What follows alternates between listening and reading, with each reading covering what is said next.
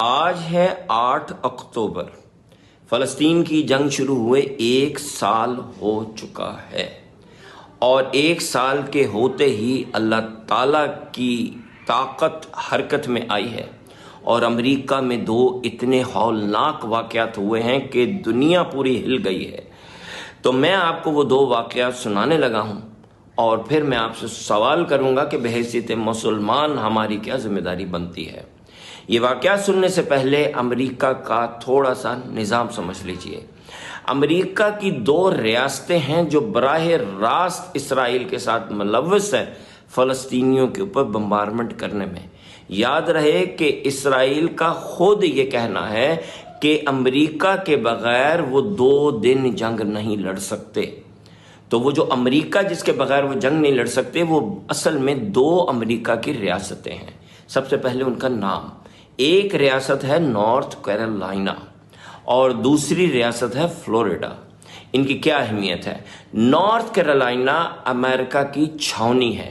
اس ریاست کی تقریباً 1 کروڑ آبادی ہے، اور تقریباً ساری آبادی جنگی ساز و سامان بنانے میں یا ملٹری بیسز چلانے میں ملوث ہے۔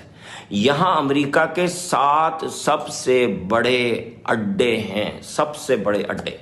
یہاں سے کارگو پلینز بومز لے کے اڑتے ہیں، اسرائیل کو دیتے ہیں، جو اسرائیل پھر فلسطینیوں پہ گراتا ہے۔ تو یہ تو ہو گیا نارتھ کیرولائنا۔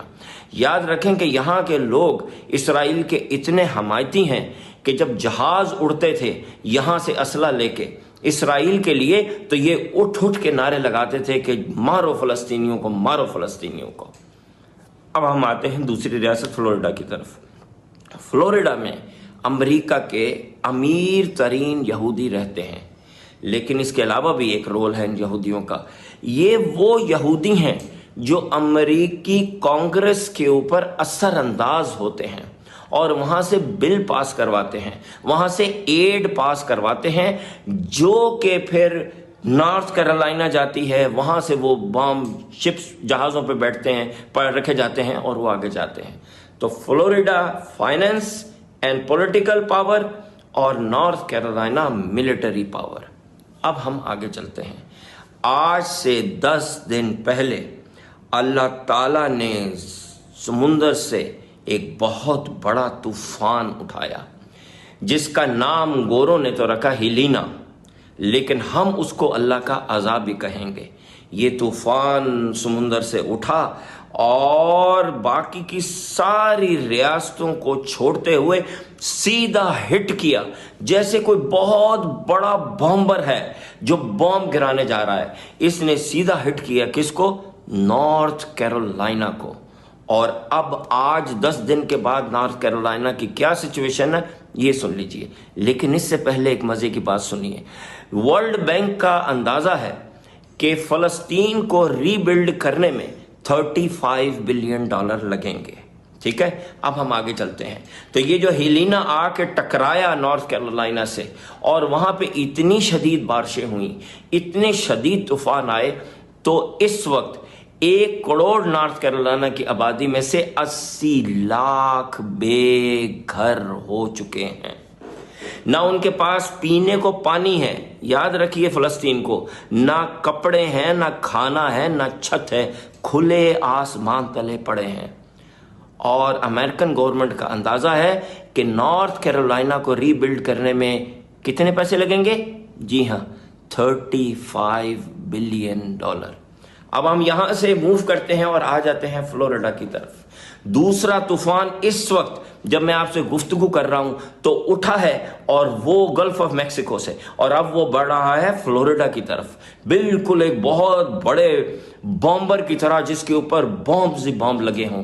لیکن اس کیس میں بامز ہیں دنیا کی تیز ترین ہوا، 180 مائل پر آور کی ہوا، جو انسان نے آج تک نہیں دیکھی تھی۔ جس وقت میں یہ ویڈیو بنا رہا ہوں تو 180 مائل پر آور آور کی ہوائیں اس وقت سمندر میں گھومتی ہوئی فلوریڈا کی طرف بڑھ رہی ہیں. پوری فلوریڈا کی ریاست اس کے انڈر میں آ چکی ہے. 2 کروڑ 20 لاکھ آبادی ہے فلوریڈا کی، جس میں سے صرف 20 لاکھ بچی ہے. 2 کروڑ کی آبادی بے گھر ہونے والی ہے. اتنا شدید طوفان آنے والا ہے کہ پوری ریاست خالی کر دی گئی ہے. اور اس کو ری بلڈ کرنے میں امریکہ کا کتنا خرچہ آئے گا؟ 200 بلین، 200 بلین ڈالرز. اب میرا آپ سے بحیثیت مسلمان ایک سوال ہے.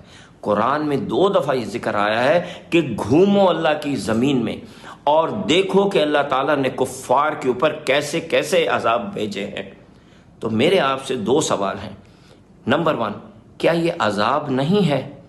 دوسرا، کیا ہمیں اس عذاب کے بارے میں اپنے بچوں کو اور اپنے آس پاس کے لوگوں کو بتانا نہیں چاہیے تاکہ ہمارے دل میں خوف خدا پیدا ہو؟ کرنا چاہیے. لیکن مسئلے 2 ہیں. پہلا مسئلہ یہ ہے کہ آدھے لوگ جو یہ میری بات سنیں گے وہ آدھے اس کو کوئی سائنسی فیکٹ کا نام دے دیں گے. وہ کہیں گے جی گلوبل وارمنگ ہے تو ایسے ہوا تو ویسے ہوا، اور وہ اس کو ریجیکٹ کر دیں گے. اور دوسرا گروپ ان مسلمانوں کا ہے معصوم کہ جو یہ کہیں گے کہ لو جی اللہ تعالیٰ تو عذاب بھیجتا ہے تو ہمیں کچھ کرنے کی کیا ضرورت ہے.